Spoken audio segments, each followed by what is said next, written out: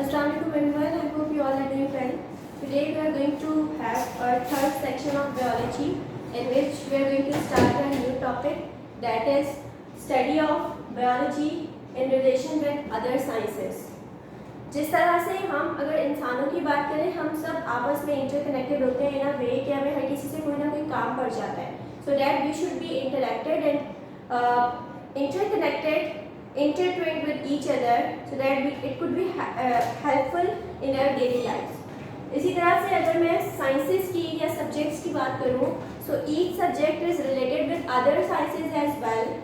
और हर सब्जेक्ट का दूसरे सब्जेक्ट के साथ रिलेशनशिप होना उस सब्जेक्ट की डेवलपमेंट में बहुत इंपॉर्टेंट रोल प्ले करता है.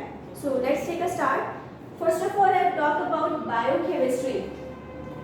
केमिस्ट्री में अगर हम बिल्कुल सिंपल बात करें, अगर हम आपकी बुकिश नॉलेज की तरफ ना जाएं, if you use your rationality you would see कि आप अगर बीमार हो जाते हैं और आप डॉक्टर के पास जाते हैं ट्रीटमेंट के लिए, तो वो आपको मेडिकेशंस के थ्रू ट्रीट कर रहा होता है. And these medications basically involve the knowledge of chemistry. If I talk about pharmaceutical companies, they are all making medicines by using this field of biochemistry. तो आपकी बॉडी में डिफरेंट केमिकल्स का होना, उन केमिकल्स की एफिशिएंसी या deficiency से आपकी बॉडी में, आपकी बॉडी के फंक्शनिंग और मेटाबॉलिज्म में चेंजेस आना, उसकी स्टडी. फिर अगर आप इसको एज एन एग्जांपल देखें तो जो मैंने मेडिकेशन की बात की है, without the medication your treatment obviously is not possible. So that is why these both sciences, that means bio and chemistry, are interconnected so that you can have cure and treatment of many diseases in a very proper way. Now I will talk about another, that is biophysics. Bio, you know, is a branch of science and physics is another branch of science. How these both are interconnected. In physics you talk about matter and energy. In bio you talk about life. So how these both are interconnected? First of all, you apply many techniques and methods of physics in biology to discover new knowledge. जैसे अगर मुझे किसी fossil की, आप last class में branches पढ़ चुके हैं, किसी ब्रांच की पैलेंटोलॉजी जिसमें आपने फॉसिल्स का नाम पढ़ा था, यानी कि dead remains. So if you want to find out the age of different fossils, you are going to apply the techniques of physics. मैं बात करती हूँ रेडियो फिजिक्स की. रेडियो एक्टिव रेज और वो रेज जिनके थ्रू कैंसर और different चीज़ों का इलाज किया जा रहा होता है. These all are in this way interconnected with your life. Then biometry. If I am talking about metry, it means I am talking about maths and statistics. आप किसी भी सब्जेक्ट की बात कर लें, it is impossible to discover a knowledge without the knowledge of maths. जो एक fact based बात की जा रही होती है वो डाटा के ऊपर बात की जाती है, और डाटा का मतलब होता है something that is dealing with numbers. अब अगर आपको नंबर्स पे जाना है तो आपको मैथ्स के रूल्स अप्लाई करने पड़ेंगे.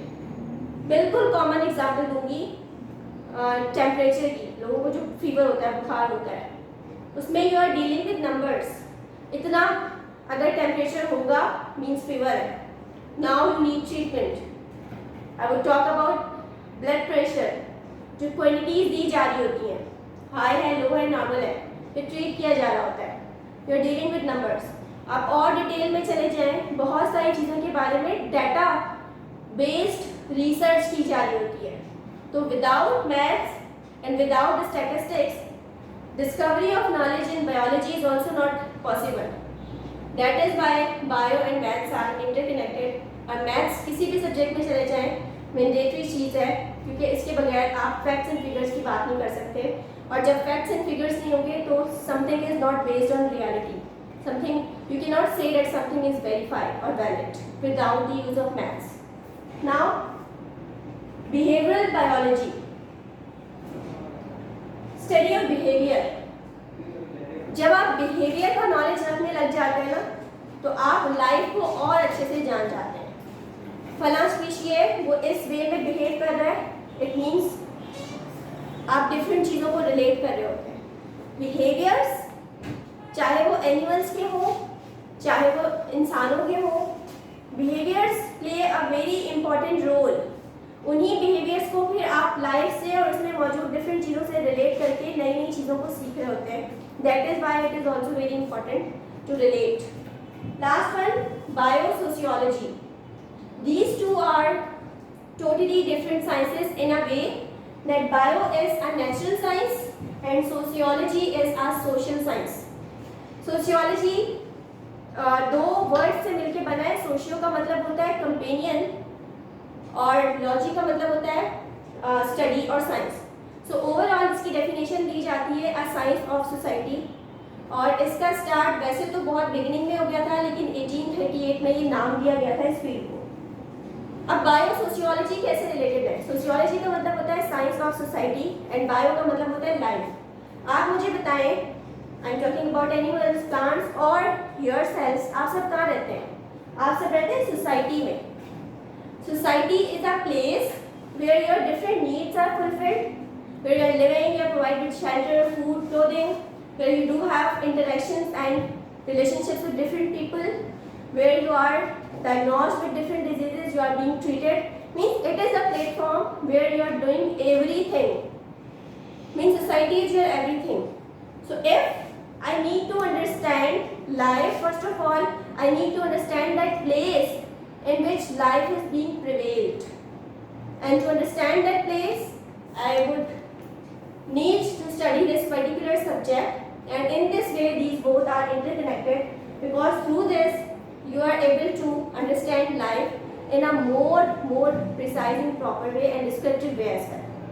So these all are relationships of biology with other sciences. Just have a look at your book as well. If you do have any queries, you can ask me in the next session. Take care. Have a good time.